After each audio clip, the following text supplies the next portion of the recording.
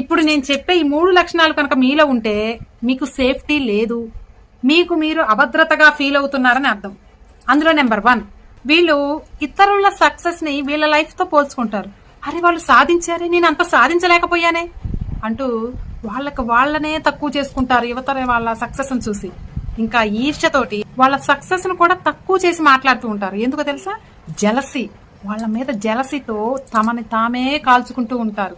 ఇది ఫస్ట్ లక్షణం. ఇక నెంబర్ 2 ఏంటో చెప్పనా? ప్రతి విషయాన్ని కూడా పర్సనల్ గా తీసుకుంటారు.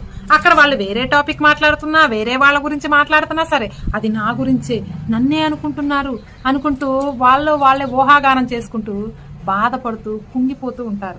ఇక నెంబర్ 3, వీళ్ళు విమర్శల్ని అస్సలు తట్టుకోలేరు.